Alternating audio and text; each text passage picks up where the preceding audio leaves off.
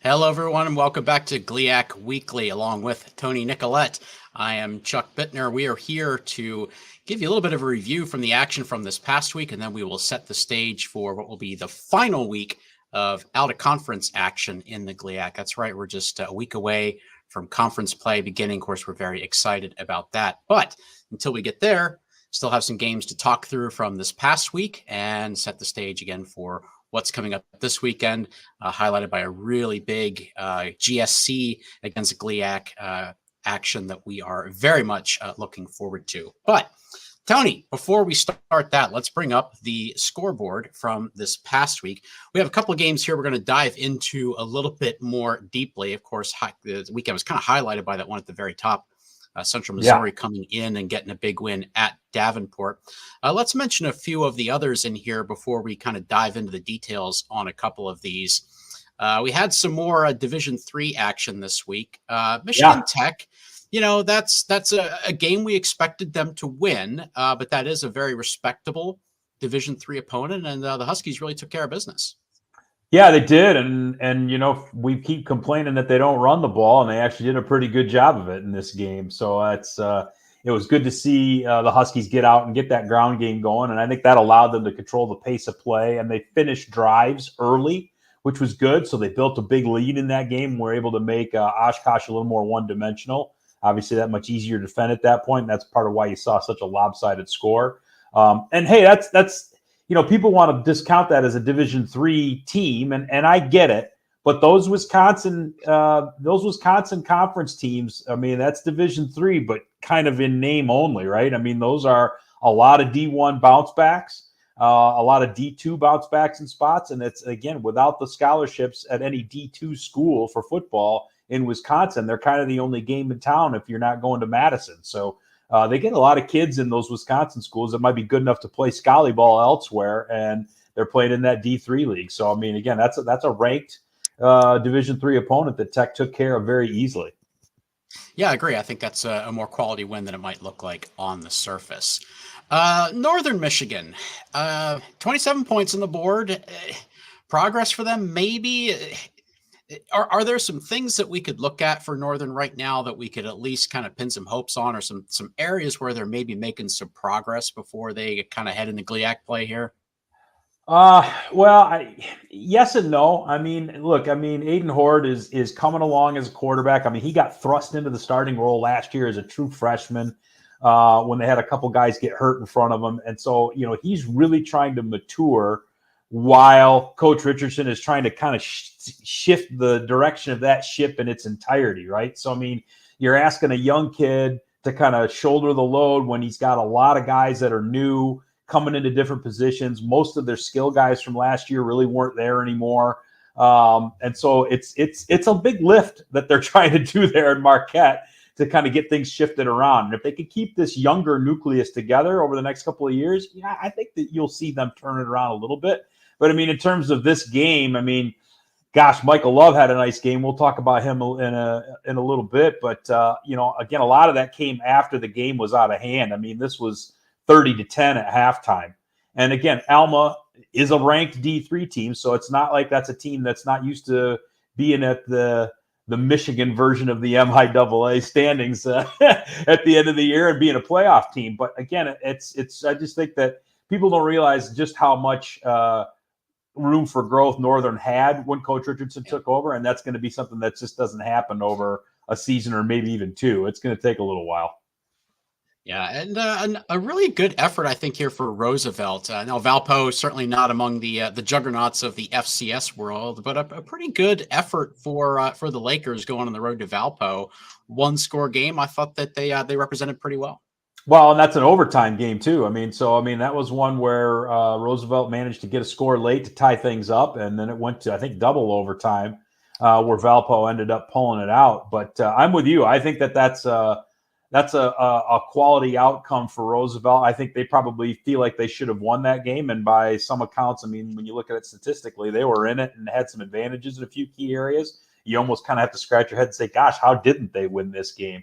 But again, I think this bodes well for them as they move closer to actually starting to play some GLIAC teams, that this is a team that's going to have a chance to be competitive right out of the chute. versus just being a walk-in doormat like you often see. It takes teams sometimes a long time to figure out how to be competitive in a league. I'm anxious to see how Roosevelt fares here once we start getting towards the middle to end of October and they start playing some GLIAC teams. I think so too, and we've got a few teams here in the GLIAC that are really kind of struggling out of the gate here. We've talked about the long rebuild and the long runway that Northern's going to need. Yeah. Wayne State dropped to 0-3. Of course, Indianapolis, they're a very good football team. We did not we were not surprised by this outcome at all. But I think at this point I expected Wayne to be a little bit more of a competitive team at this point, coming out of last season. What's not working for the Warriors right now? Well, I still think that they kind of had to rebuild the quarterback room as if nothing else, right? I mean, if my memory serves, we talked about this on the preview show for the season that I did with Witt, that 2 of the 6 guys that were in the quarterback room last year or the quarterback room this year are the only 2 that came back from last year. So most of the guys who were going to be competing to start or get the lion's share of the snaps are all new. And we did see Justin Cox get a little bit of action in that first game, and it's pretty much been Champ Edwards ever since. And so we just talked about how Aiden Horde kind of had to jump in and take over from the jump last year at Northern. Champ Edwards is trying to do the same thing at Wayne right now. And, they ran into a better defense this week. And for as much as he actually moved the ball pretty well against Truman a couple of weeks ago, the sledding was a little tougher this past weekend against Indianapolis. And not that this is a GLIAC topic, but I think it's something that we might need to start exploring a little bit more on Inside D2 Football, Chuck, is, maybe Indianapolis this year is just that step ahead of the rest of the GLVC because, the last few years, their games against Truman have kind of been the de facto conference championship game. And now you see Truman's 0-3, and it's like, gosh, maybe Indianapolis is really kind of at that next step or that cusp of maybe taking a step forward and or Truman isn't. I mean, that actually could be something we could talk about in that other forum. All right. Well, that's sort of the roundup on last week. Let's go a little bit deeper on some of the top games. Headlined by this one. Now, I think we kind of all expected this to be a pretty good game. I think we thought Davenport would be able to compete. And man, you saw a barn burner at the farm. Tell us about your afternoon taking in the mules at Davenport. Yeah, it was great, man. It was a gorgeous day, and I realized I probably talk about weather on our shows a little bit too much. But in Michigan, you cash in on it when you can have it, just because it can get so cloudy around here once the winter sets in. But yeah, I mean, it was a great environment. Davenport did a nice job of getting a good crowd out on hand for their home opener, and obviously against an elite opponent. And the one thing we talked about on Inside D2 Football earlier in the week was that Central Missouri was a little bit depleted in terms of their roster coming into this game. They had a couple of key guys at some wideout positions and slot positions that aren't their normal starters. I think they were down a lineman or 2, and we actually saw some attrition happen during the game. Marcellus Hawkins gets dinged in the first half, and I think they're worried that could be an injury that might take a long time, if not next year, for him to come back from. We saw one of their linemen get knocked down and didn't return. So, I mean, this was a Central Missouri, which obviously we know that they are a prolific offense, and they were without a lot of the tools that they would normally expect to have. So for them to still come into, a Davenport team that's, very physical on defense and plays good defense and still put up their 32 spot and they're kind of their normal yardage totals. I mean, they were well in excess of 500 yards total for the game. That, kind of says just how prolific and potent that offense is. Now, at the same time, as I watched parts of this game, there were times where you could sense that the Mules were a little frustrated that they just weren't operating at the same level that they were used to. And they almost kind of had to press reset a couple of times. And what did that look like? It was basically, all right, we're going to have Zach Zabrowski do a quick step back, like he's going to drop back, and then it's go. So it's almost like a quick quarterback draw. And I mean, like to open the second half, for example, they ran that play the first 3 or 4 snaps. And I mean, and they moved from, touchback or 20-yard range out towards midfield with it. So they got good yardage every play. But you could tell that they were kind of looking at things like, man, we kind of get ourselves into some decent field position so we can kind of try and get things back and calibrated. Let's just run Zach to get that done. So, I mean, there were times where you could sense that Central Missouri just didn't feel in rhythm like they would normally want to be. And Davenport had a lot to do with that, but also maybe they were missing some guys, and that had something to do with it too. Yeah, I think if Central Missouri goes on to have the kind of success that we believe they're capable of, I kind of feel like this will be the moment that they look back to as a real turning point in their season to go on the road and get a quality out of conference win against a good Davenport team. Yeah, for sure. And I think the sense I got from Central Missouri staff was that they knew Davenport was going to play them physically on defense, and Davenport lived up to that.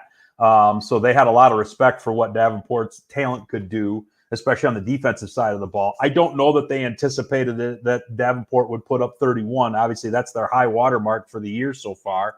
And Davenport's run game to this point in the season has not been, I think, what Coach McEwen really wants. And they didn't run the ball particularly well in this game either. And then so for Michael Horrell to come in and then basically kind of get the lion's share of the snaps and be as effective as he was in the pass game, I think that bodes well for Davenport, but it also might be a bit of a commentary on Central Missouri's defense. That is just not – they're okay with giving up yards and points because they just think they can outgun you. And in this case, it was close. I mean, if anybody didn't see the game, I mean, just to give everybody a sense of how close this was, Davenport was up 31-25 until late in the fourth quarter. Central Missouri drives down, gets a touchdown, kicks the extra point, gets called for an unsportsmanlike on the scoring play on the touchdown. So they kick off from their own 20. And then Davenport sets up shop with about a minute to go at their own 41. And on their first play from scrimmage, they get a guy wide open over the middle. Horrell puts it right on him, and they just didn't make the connection. I mean, it hits him right here, and he just didn't latch onto it.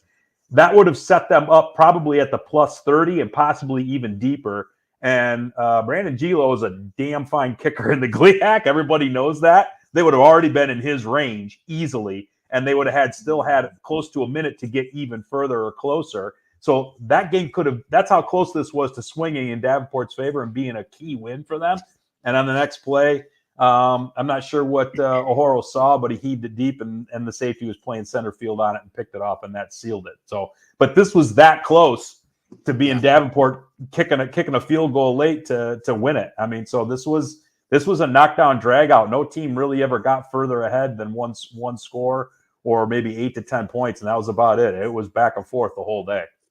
Yeah, really great game. And you told us that it was a really beautiful day, nice weather. It was, man. You brought the photographic evidence. That's right. It looks like it was just a really great day. And you'd also mentioned that the Davenport crowd did a great job packing the house for this event. Yep, they sure did. And it was a good environment, and it was a lot of fun. So yeah, thanks to Ryan Thompson and his staff and Coach McEwen for having me out. It was a good day. And for fans of the GLIAC like myself, maybe not the result we were rooting for, but it was still a great ball game, and the folks that came out were treated to one, so it was good. It's a really nice campus of facilities that they have there. The football stadium might not look like it's terribly impressive. It's small in capacity, but it's a really nice facility, very well maintained. The baseball and softball facilities that are right there are also really, really nice. So it's a very good campus of facilities that they have there. Definitely. Yep. All right, well, let's take a look at this one. I know you and I were both very interested in this. We see Truman State falling to 0-3, but nonetheless, I think this was a really great win for Saginaw Valley to pick up last weekend. Yeah, we were talking about this one coming into the week, just to how important this game was for both teams, right? I mean, again, we talked just even a little bit ago about how Truman really was on the verge of either winning the GLVC and or making the playoffs the last couple of seasons. And so then to be in the 0-2 hole, it's like, boy, where is this season going for them? And similarly, Saginaw, getting off to a good start at Winona a couple of weeks ago and then dropping that rivalry game to Northwood, you're like, boy, I mean, they have to kind of win out now to really give themselves a clean chance at making a playoff spot. And that's going to be really tough because they still got to play Davenport. They still got to play Ferris State. They still got to play Grand Valley. So this was a critical win for both of them. And obviously the Cardinals came out on top. Freshman quarterback Mason McKenzie is continuing his maturation process, especially since he's kind of taken over the role now due to some injuries as that primary starter. And he played pretty much all the snaps in this game. So, 12-22's, efficient enough. The big play came, though, in the fourth quarter when he got loose on an 84-yard touchdown run, I think. And that was a sequence where Saginaw really closed this game out late I mean, it was 23-14 at the end of 3. So, I mean, Truman's still really kind of in it at that point. And then they get the long run from McKenzie, and they get another long run from a running back that really hadn't even seen a lot of action in that game to stretch it out. And that all came in like the last 6-7 minutes of gameplay. So, I mean, the Cardinals really were fighting and scratching and clawing in this one to hang on to it, and then they kind of broke it open late. But, the one trend that I think worries me about this for Saginaw is not the defense. I mean, we all know that their linebacking crew might be one of the best in the country, and Eli Gordon at safety has just been a monster all season so far. But can that offense develop a little bit more consistency? Because, I mean, they've got 3 or 4 touchdowns in this young season already of 80 yards plus. And that's cool, but it usually isn't a sustainable model for over an 11-week season. So that's going to be the thing that we're really going to look forward to seeing is, can they do that? Can they be more consistently in how they possess and score the ball possession to possession? And as we'll see later in the show here, they got an Indianapolis team coming up that they're going to have to execute that way if they want to win that ball game. Definitely. And we thought this would probably be a mention and move on, but this final score, I think, we talked about this game quite a bit on Inside D2 Football, but I think if people just saw the final score here, it definitely would have raised their eyebrows a little bit. I mean, we talked about the Wisconsin schools and how competitive they can be against Division II, especially a highly ranked one like La Crosse. Nonetheless, I'm sure the Laker fans did not expect to be nervous late in the fourth quarter of this game. Well, and what's funny about that, though, Chuck, is this sometimes just tells you how football is such a funny game and how the nuance of it can change that game script just enough to where you end up with a result that you didn't quite expect. I mean, let's first start off by saying that, Wisconsin La Crosse is a legit D3 power. I mean, they beat Northern Michigan last week. I think they beat Wayne State a year or two before. And this is not the first time that Grand Valley's faced them. And the Eagles have gone into Lovers and played the Lakers tough more than once already. So they weren't quite this close, but they were still games where, if you're there watching, you're kind of like, hey, this team can play. And so Zach Weir is a capable quarterback, and he's a D1 bounce back. So, I mean, they've got guys at La Crosse that can get the job done, and they really did the job in this game. But I think, again, getting back to that game script and that nuance, these are two teams that are going to do if they're doing what they want offensively, they're going to possess the ball for extended periods of time. And what happens when that's the mode that they're taking is you get limited number of possessions. And so, Grand Valley, if you look at it, they only scored 17 points in the first quarter, but they scored on 3 of their 4 possessions. They only had the ball 4 times. And, with Avery Moore a little dinged up, I think the Lakers wanted to see a little bit more of what they had behind him. And so Ike Adengo's got the start. He had a very nice first half. And I think their idea was, okay, maybe let's see what he does on 3 or 4 different possessions. Well, all of a sudden he had his 4th possession and the half is over. So when they come out in the third quarter, that being the Lakers, and they get the ball to start, and they roll Vinny Messi out there to try and get some reps for him, and he has a couple of good drives that take the Lakers into scoring position, and those both end in interceptions. I mean, this game was that close to being 31-7, and no one thinks anything of it, right? But then when they didn't stretch those leads out, they didn't finish those drives in the way that they wanted to, and it kept hanging around. Hey, La Crosse is a team with some good athletes on it. They're going to keep fighting and scratching, and that's how you end up with a game that didn't get stretched out and ended up closer than everybody wanted. So, I think, for the fans, it's probably not a result that they're expecting. But again, for a coaching staff, it's like, okay, found out how to get a win. Going to probably do some yelling because there were probably some people that didn't take things as seriously as they could have. But it's a win, and you move on from it, and you use it to grow as much as you can. So, again, I don't know if it's necessarily what the fans were expecting, but as long as it's another W, I'm sure the Lakers don't really care. Right, and the reality is, from just a result perspective, it's the least important game of the year. It's not even countable for regional rankings. Yep. So had they messed up and lost this game, there'd be some reputational damage, would drop them in the rankings, but it doesn't impact GLIAC standings. It doesn't impact regional rankings for playoff positioning. So, they survived it, they got out of it, and now they can move on and get on with the rest of their season. So and if there had been a blemish on the record, I'm sure the committee would have found a way to make it count for something. But again, they avoided that. So, off, onward and upward, I suppose. So let's take a look at the players of the week from this past weekend. We actually mentioned, I think, all these players. How about Keontae Nixon? He had a great day for Roosevelt. Yeah, we really didn't talk about him so much when we were talking about Roosevelt, but he's a kid that he was actually at GLIAC Media Day back in August, and so they kind of knew what they had with him, and he was only a freshman last year. So here in his sophomore season, he's already tearing things up. I mean, 8 grabs for a program record 209 yards in this game against Valparaiso, including a 97-yard touchdown reception. So, I mean, as we move towards seeing what Roosevelt looks like against GLIAC foes, I'm sure there are plenty of DCs that are putting their tape on and going, okay, how are we going to stop this guy? So kudos to him on another great performance and for, latching on to a player of the week nod. Yeah, and Eli Gordon, you mentioned him a little bit earlier, but boy, he has just been stellar in this early part of the season. Well, and this is his second GLIAC Player of the Week already. And they've only given him out 3 times. So I mean, that just goes to show you what he's doing. And I mean, his stat line a couple of weeks ago when he won the award was impressive enough, and then he follows it up this time around with again another pick. Recovered a blocked field goal attempt, had a forced fumble, notched 11 tackles. I mean, the guy was just everywhere. And again, I think the more impressive part of that is when you look at the team he's on, when you got the Micah Kretzingers and the guys like they've got in their linebacking core, I mean, those are the guys that everybody talks about. And yet here, this kid's out here winning all the awards. So, I mean, that's a defense that's going to in league games, and they were good last year. It almost looks like they might be even better this year. Yeah, and then Roosevelt actually going 2 for 3 on the Players of the Week with Mauricio Escudero picking up the honor for special teams. The Green Lakers are getting it done, right? Right. Yeah. So Escudero's a California-born guy, and he made all of his kicks, notched 11 points in the game, and obviously in the game that went to overtime, you kind of need every last one of them, and so he was a key cog in the Lakers getting to overtime against Valparaiso and almost snagging that win against a Division I opponent.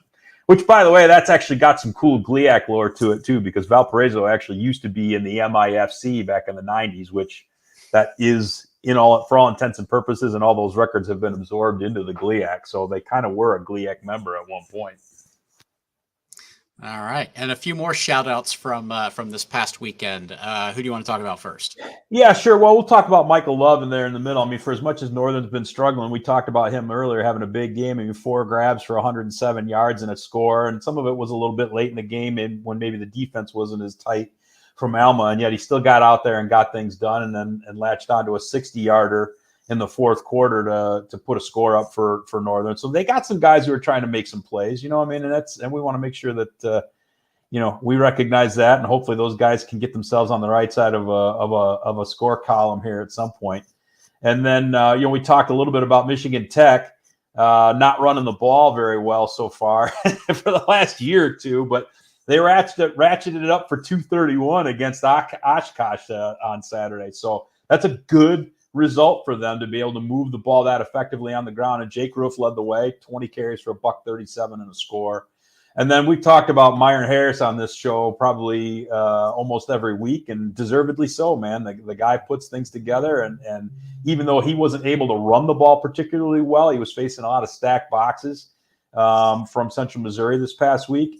He just made his presence felt in other ways, and give credit to the DU coaching staff for finding a way to get their playmakers the ball. I mean, Preston Smith had a great game as a receiver in that game, which you'd expect, but Harris had 6 grabs for 128 yards and a couple of touchdowns, and those touchdowns were, I think, both right around 60 yards, and they were, hey, let's get it out to him in the flat. He makes somebody miss, and then you got to deal with them in the back end, and those went for big plays, and so he had a great game, even though he wasn't able to run the ball super effectively. All right, so that's your wrap on week 3. Let's turn our attention now to the week ahead. As we mentioned before, this is our final week of out-of-conference play before we get into the GLIAC schedule. A couple games we'll talk about here, and we've got a few there at the bottom that we will spotlight separately that need a little bit more attention. Roosevelt playing their final non-D2 game of the season. When I first saw Campbellsville on the schedule, I'll admit I don't know a whole lot about them. I thought, well, maybe this is a spot for Roosevelt to get their first win, and that may still be true. But Tony, this is a 4-0 football team they're playing. Yeah, right. So it seems like every time you start thinking that you're going to have a chance to get that first win as a GLIAC school, you run into somebody else that's got some challenges for you. So yeah, you're right. 4-0. Again, it's they're playing some teams that NAIA schools, and some of them probably aren't at the higher end of NAIA schools. But even if you're playing Little Sisters of the Poor, you still got to go out and get wins taken care of. So.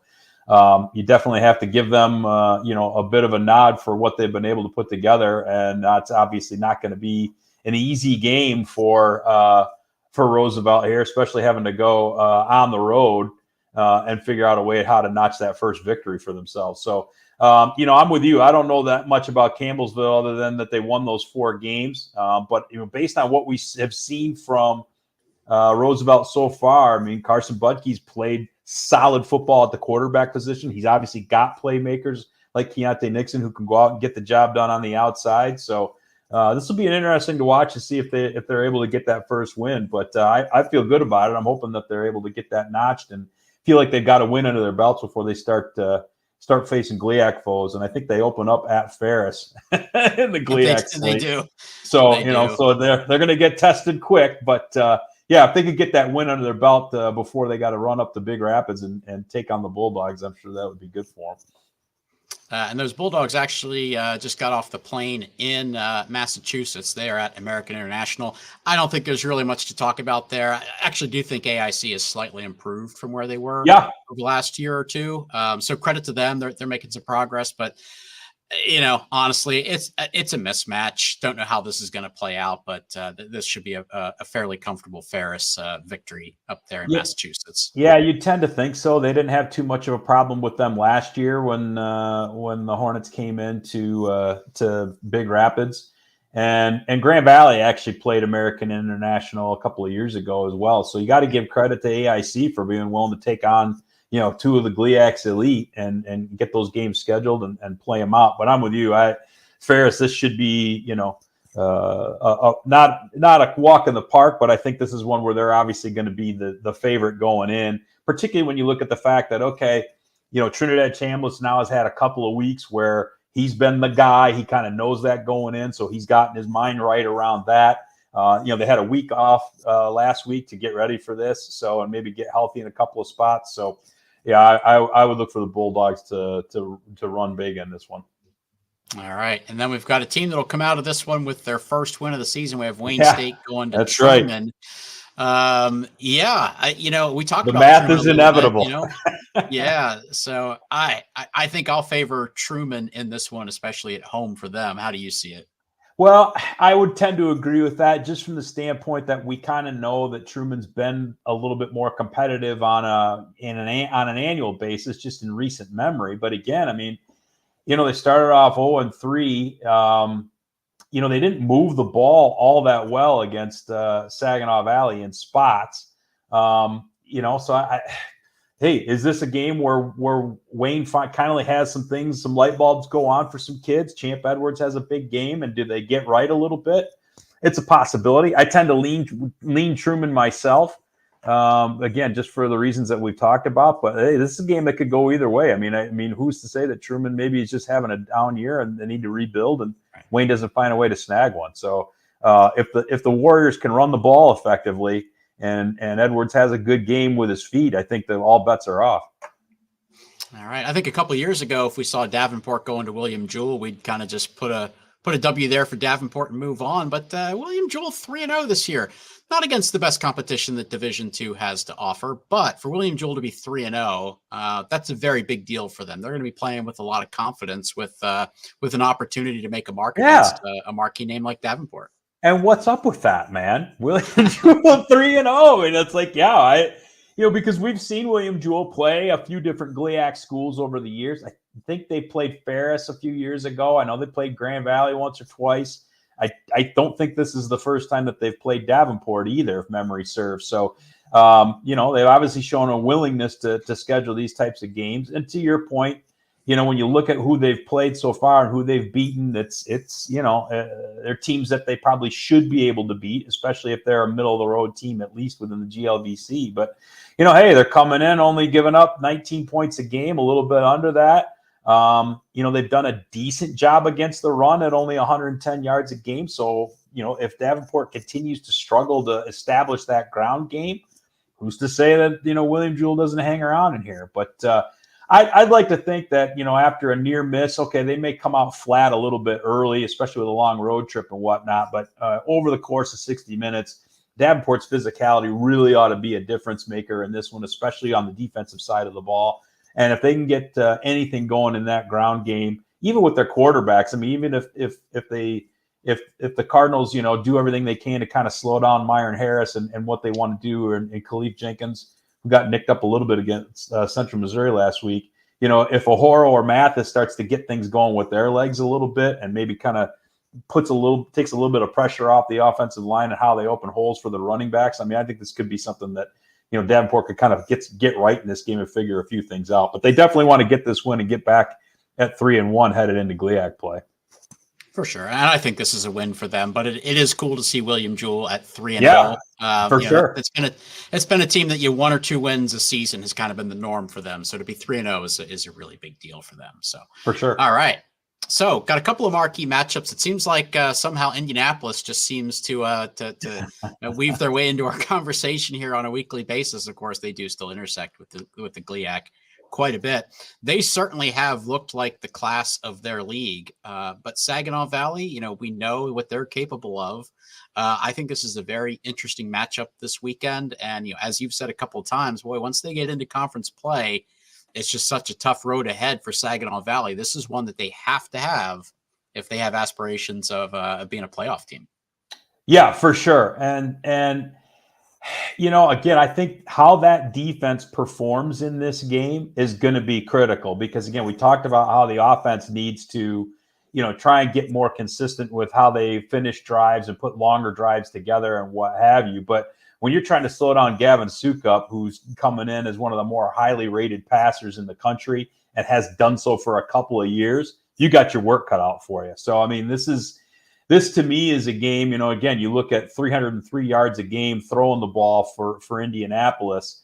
If there's a leaky end of Saginaw Valley's defense so far this year, it's been the passing game. It's been in the passing defense. So, I don't even know how much Indianapolis may or may not even try to run the ball. I mean, I know obviously they want to be balanced and they want to set up the pass as best they can using that ground game. But, Saginaw Valley at 77 yards a game against in the ground game, that's a pretty good rush defense. So if Indianapolis is able to run the game here, run the ball well in this game here, it's going to be good work on their part.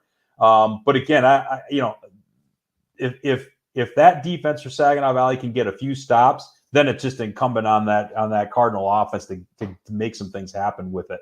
And again, short fields are going to be critical. They've cashed in on those really, really well this year. Obviously, special teams, they've had a couple of block kicks already this year that they've been able to do well with. And they've even scored on defense once or twice already this year. I think in that opener, Micah Kretzinger was already in the end zone again this year. I mean, I've never seen a defensive guy score so many touchdowns. So hey, if the Cardinals can snag one that way and maybe shut down a couple of drives on special teams, they definitely got the playmaking ability because we've seen that in spades this year. Again, when you've got that many long touchdowns already on such a young season, the Cardinals have got some explosiveness. But again, can they trench this out is really going to be the difference maker here. They've got to get some long drives and put points on the board with those long drives and keep Sukup and that Indianapolis offense off the field. All right. And our game of the week, we have the Argos from the Gulf South Conference coming up to play Grand Valley.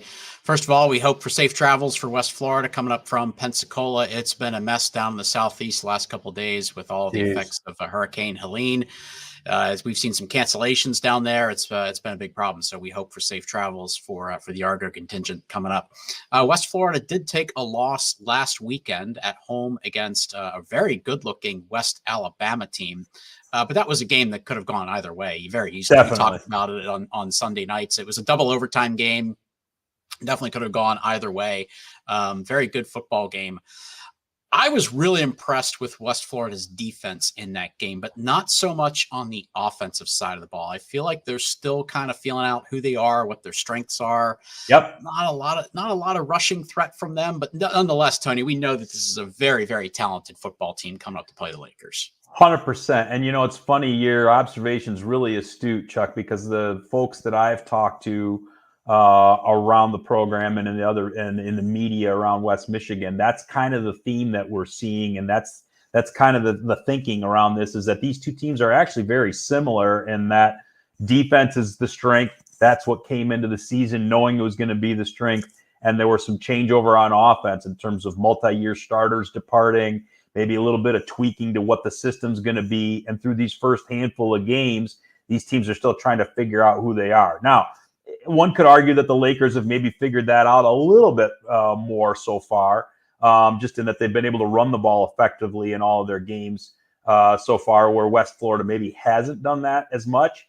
But at the end of the day, this is going to be a good measuring stick game from the standpoint that this is probably the first team outside of Pueblo where Grand Valley's facing somebody who's got the same type of size and athleticism, particularly up front on both sides of the ball.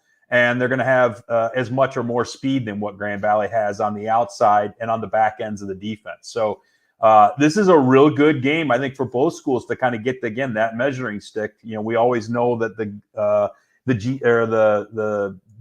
Gulf South and the GLIAC tend to be in those top flight conferences, typically in terms of those conversations, along with the MIAA and the GAC. But, you don't see them face each other except for in the playoffs very often. So to get a regular season, middle of the season kind of measurement game against somebody of that caliber, this is really going to be really interesting. I'm actually doing the color for the Grand Valley broadcast on Flow Sports tomorrow. So I'll get to see with a bird's eye view exactly how these two teams measure up.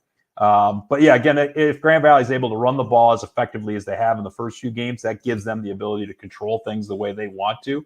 But again, this is probably going to be the biggest front that Grand Valley's had to try to do that against. So it'll be interesting to see if the Lakers are able to succeed at that. Yeah, and I think West Florida probably still needs a few more weeks to really find their identity and what works for them. But when it comes together for them, they're going to be a problem. Their quarterback Marcus Stokes was a 4-star recruit coming out of high school, so yes, he was. Very, very talented football player. There's playmakers at the receiver position, so when things kind of fall into place for them, they're going to be a problem. So hopefully for the Lakers, it's not this weekend. Well, nonetheless, we expect a great game. Yeah, we'll find out. But I know that as I'm studying the roster, I know that there are a couple of back-end players for West Florida on their defense and a Mike linebacker that are really, really good. So I'm trying to pay a little bit more attention just to see what those guys are capable of. Just because that's, I think, who Grand Valley is going to be worried about. How do we neutralize those guys so we can move the ball the way we want to? So, I mean, that's if I'm the Lakers, those are things that I'm going to be looking for. The good news for Grand Valley is they should be getting Avery Moore back at quarterback. So, I think they missed him a little bit, but they also felt good about getting some other guys some reps so that they feel like they've actually got that sequence of who they've got, and they feel good. If somebody's got to go down for a play or a series or even part of the game, they've got people that can come in that are capable of taking things over. But having him back, I'm sure, will be helpful for Grand Valley, no doubt about it.